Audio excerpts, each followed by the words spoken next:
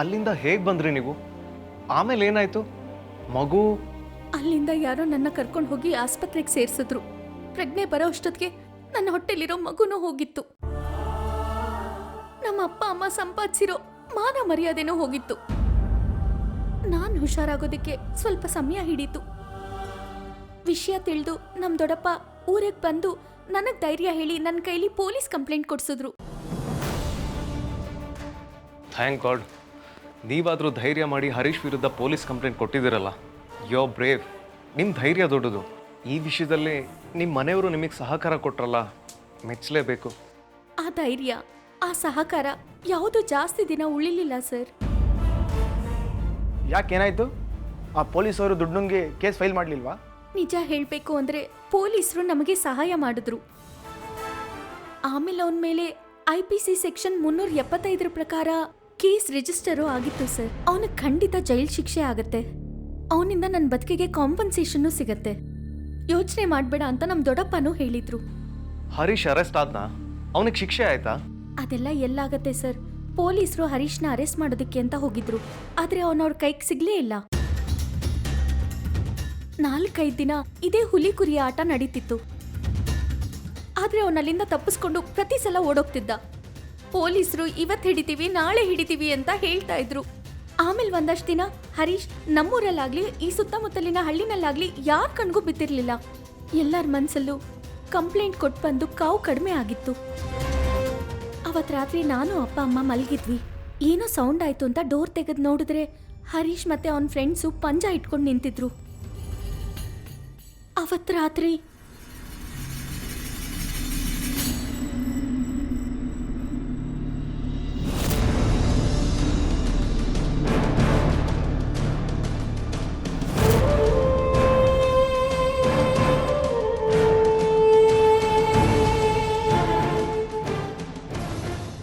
ಹರೀಶ್, ಇಷ್ಟೊತ್ತಲ್ಲಿ ಏನ್ ಮಾಡ್ತಾ ಇದೀಯಾ ನೀನು? ನಾನು ಈಗಲೇ ಪೊಲೀಸ್ ಕಂಪ್ಲೇಂಟ್ ಕೊಡ್ತೀನಿ ನೋಡು. ಚಾಲಾಕಿ ತನ ನೀನು ನನ್ನ ಹತ್ರ ತೋರಿಸ್ಬೇಡ.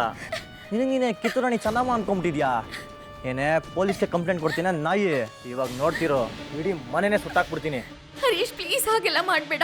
ಈಗಾಗಲೇ ನೀನು ನನ್ನ ಜೀವನಕ್ಕೆ ಬೆಂಕಿ ಇಟ್ಟಿದ್ಯಾ. ಇರೋ ಇದೊಂದು ಮನೆಗೂ ಬೆಂಕಿ ಹಚ್ಚಬೇಡ. ಗಲಾಟೆ ಮಾಡಬೇಡ ಪ್ಲೀಸ್. ಜೋರಾಗಿ ಮಾತಾಡಬೇಡ. ಅಪ್ಪ ಅಮ್ಮ ನೆಮ್ಮದಿಯಾಗಿ ಮಲ್ಕೊಂಡಿದ್ದಾರೆ. ಅವ್ರಿಗೆ ವಯಸ್ಸಾಗಿದೆ. ಪ್ಲೀಸ್.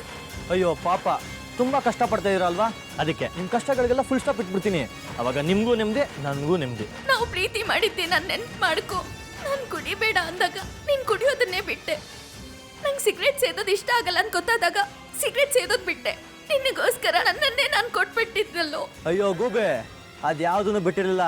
ಬಿಟ್ಟಿರೋತ್ರ ನಾಟಕ ಆಡದೆ ಅಷ್ಟೇ. ನೀನು ದೊಡ್ಡ ಪೆದ್ದಿ ನಮ್ದೆ. ಅದನ್ನ ಹೇಳ್ತಾರಲ್ಲ, ಮೋಸ ಹೋಗೋರು ಇರೋವರೆಗೂ ಮೋಸ ಮಾಡೋರು ಇದ್ದೇ ಇರ್ತಾರೆ.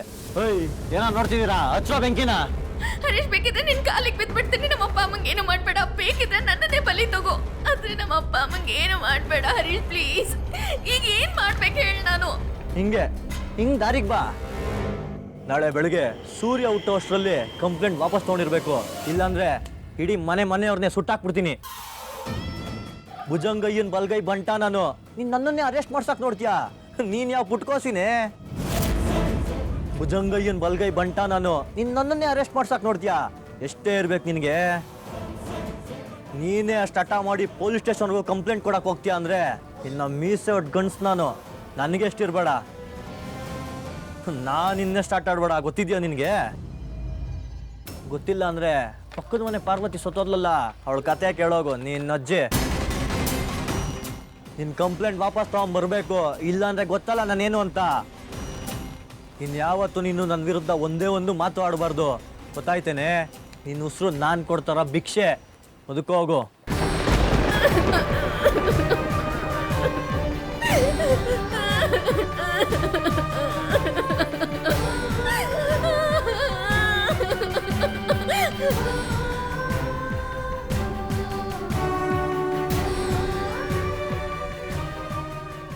ನಾನು ಮರುದಿನ ಬೆಳಿಗ್ಗೆ ಹೋಗಿ ಕಂಪ್ಲೇಂಟ್ ವಾಪಸ್ ತಗೊಂಡು ಬಂದೆ.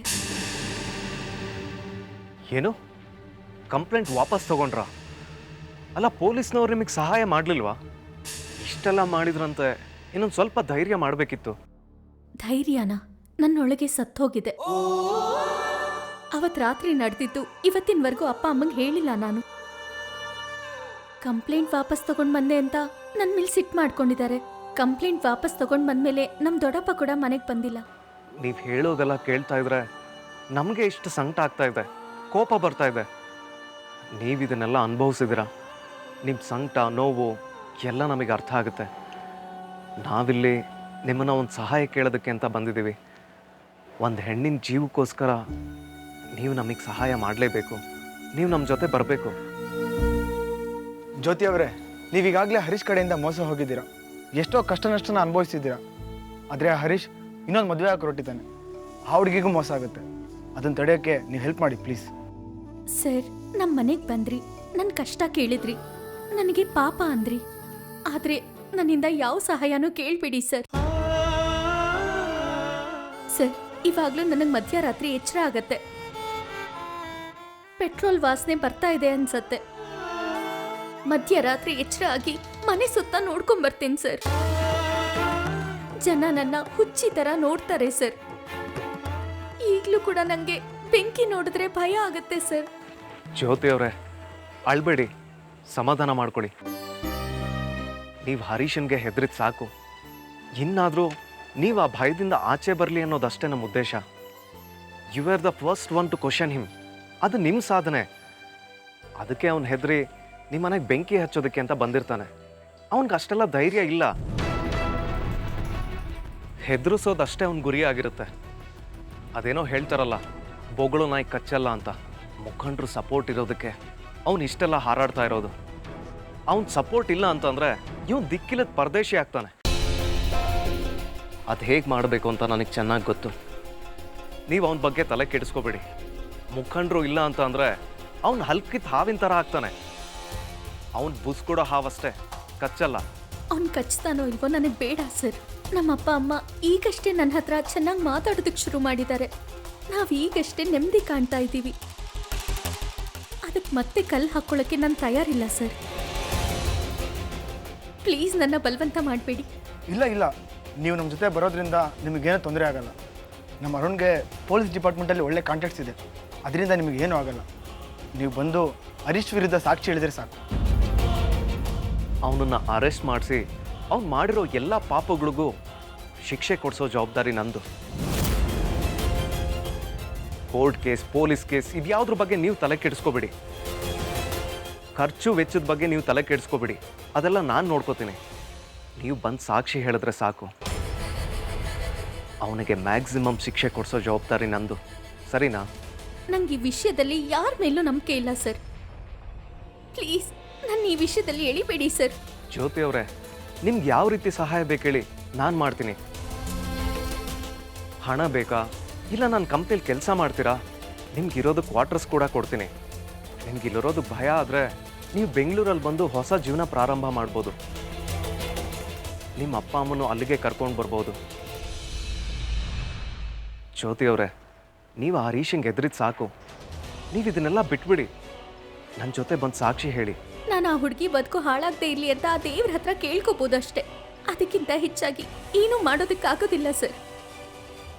ದಯವಿಟ್ಟು ನೀವು ಇಲ್ಲಿಂದ ಹೊರಡಿ ಪ್ಲೀಸ್. ಜ್ಯೋತಿ ಅವರೇ,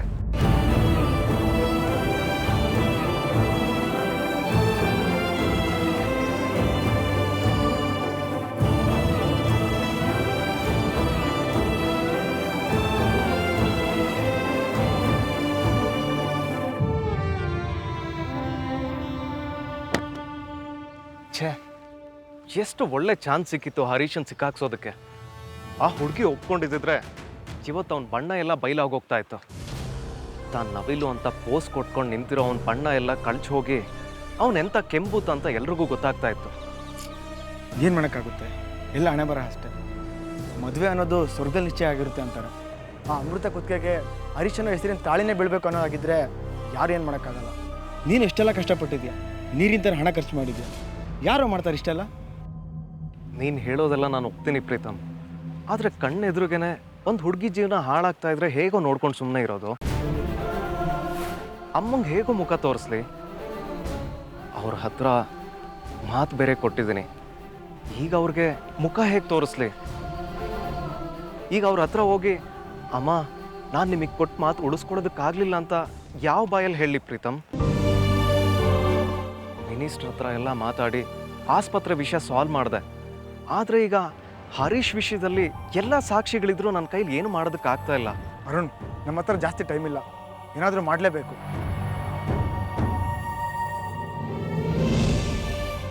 ಅಮ್ಮಂಗೆ ಕಾಲ್ ಮಾಡ್ತೀನಿ.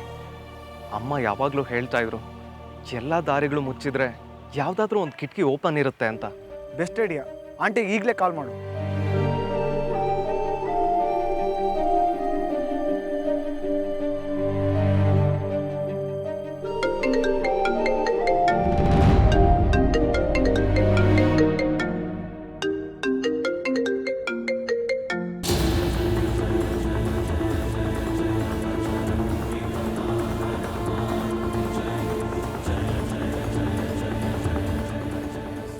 ಹಲೋ ಅರುಣ್. ಅಮ್ಮ, ನಾನು ಸೋತು ಹೋಗ್ಬಿಟ್ಟೆ ಅಂತ ಅನ್ನಿಸ್ತಾ ಇದೆ. ಯಾಕೆ ಅರುಣ್ ಇಷ್ಟು ಬೇಜಾರಾಗಿ ಮಾತಾಡ್ತಿದ್ದೀಯಾ? ಅಮ್ಮ,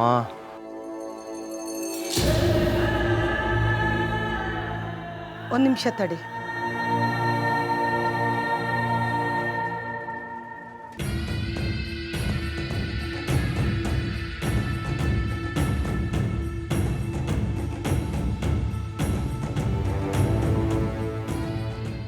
ಈಗ ಹೇಳು ಅರುಣ್. ಯಾಕಮ್ಮ, ಏನಾಯ್ತು? ಏನಿಲ್ಲ, ರೂಮ್ ಒಳಗೆ ಬಂದು ಬಾಗಿಲು ಹಾಕ್ಕೊಂಡೆ. ನಾವು ಹುಷಾರಾಗಿದ್ದಷ್ಟು ಒಳ್ಳೇದಲ್ವಾ? ಅದು ಬಿಡು, ನೀನು ಹೇಳು, ಯಾಕೆ ಅಷ್ಟೊಂದು ಟೆನ್ಷನಲ್ಲಿದೆಯಾ? ಅಮ್ಮ, ಇಲ್ಲಿ ಯಾವುದು ಸರಿ ಹೋಗ್ತಾ ಇಲ್ಲ.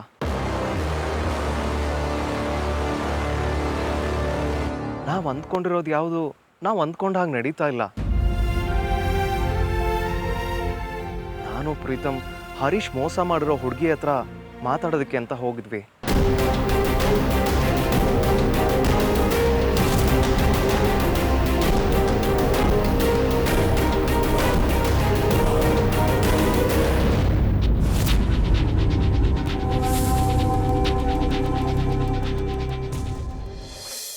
ಈಗ ಆ ಹುಡುಗಿ ಹರೀಶ್ ಮಾಡಿರೋ ಮೋಸದ ಬಗ್ಗೆ ಎಲ್ಲರ ಎದುರುಗಡೆ ಬಂದು ಹೇಳು ಅಂತ ಇದ್ರೆ ಹೆದರ್ತಾ ಇದ್ದಾಳೆ.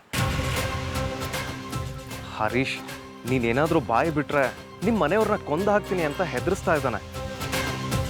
ಅಮ್ಮ, ನನಗೇನು ಮಾಡಬೇಕು ಗೊತ್ತಾಗ್ತಾ ಇಲ್ಲ.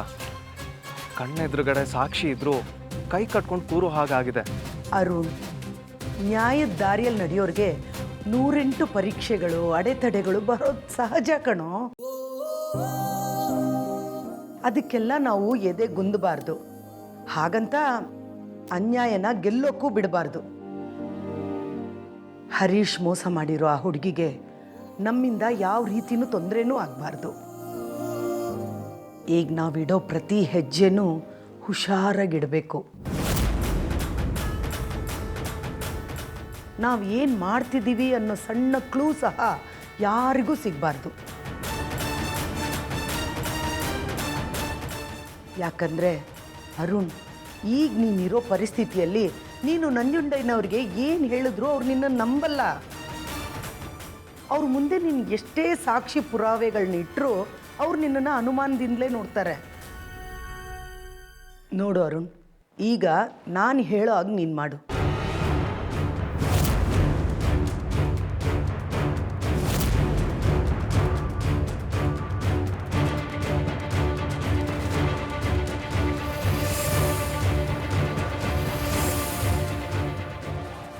ಏ ಸಂಗೀತ, ನನಗಂತೂ ಏನೂ ಕೇಳಿಸ್ತಾ ಇಲ್ಲ.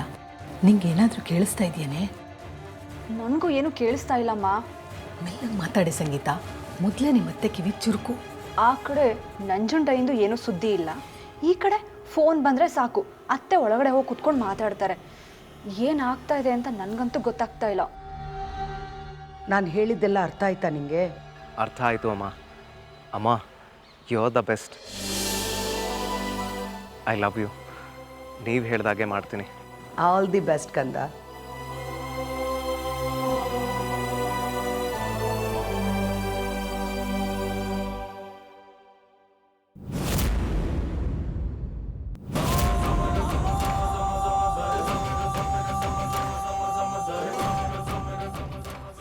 ಇದೇನು ನೀವಿಬ್ರು ಇಲ್ಲಿ? ಅದು ಅತ್ತೆ, ನಿಮಗೆ ಕಾಫಿ ಬೇಕಾ ಅಂತ ಕೇಳೋಣ ಅಂತ ಬಂದೆ.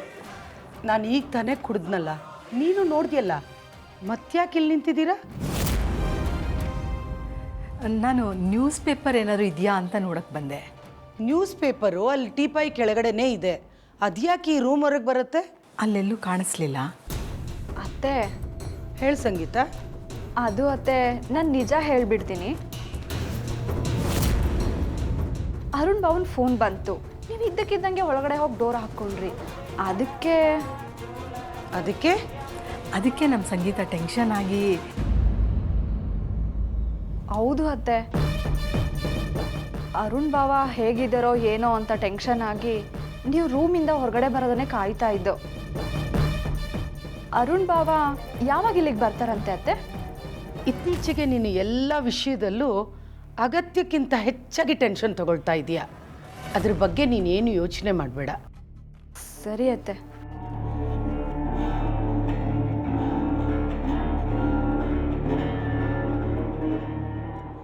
ಏನಮ್ಮ, ಬಾವನ ಬಗ್ಗೆ ಒಂದು ವಿಷಯನೂ ಕೂಡ ಹೊರಗಡೆ ಬರ್ತಾ ಇಲ್ವಲ್ಲ? ಈ ಅತ್ತೆ ಒಂದು ಅಕ್ಷರನೂ ಕೂಡ ಬಾಯಿ ಬಿಡ್ತಾ ಇಲ್ಲ.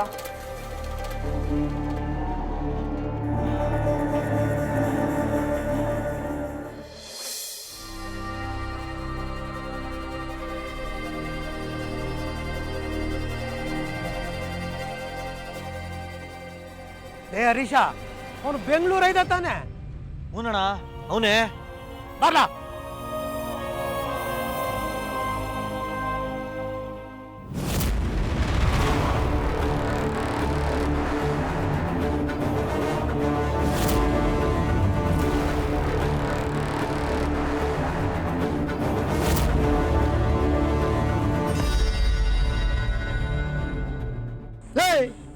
ನಮ್ಮೂರಿನ ಆಸ್ಪತ್ರೆನ ಸರಿ ಮಾಡಿಸಿದ ಮಾತ್ರಕ್ಕೆ ನೀನು ನಮ್ಮೂರಿನ ಗೌಡ ಆಗಕ್ಕಾಗಲ್ಲ. ಯಾವತ್ತಿದ್ರು ಊರ್ ಗೌಡ ನಾನೇ, ನನ್ನ ಮಗನೇ. ನನ್ನ ಮದುವೆನೇ ಕ್ಯಾನ್ಸಲ್ ಮಾಡಕ್ ಮಸ್ಲಾತ್ ಮಾಡ್ತೇನೋ ಲೋಫರ್. ನಮ್ಮ ಮಾವ ನಿನ್ನ ರೂಮಲ್ಲಿ ಕೂಡ ಹಾಕಿದ್ರು, ಅಲ್ಲಿಂದನೇ ಪ್ಲಾನ್ ಮಾಡ್ತೀಯಾ? ಮೊದಲು ಮರ್ಯಾದೆ ಕೊಟ್ಟು ಮಾತಾಡು.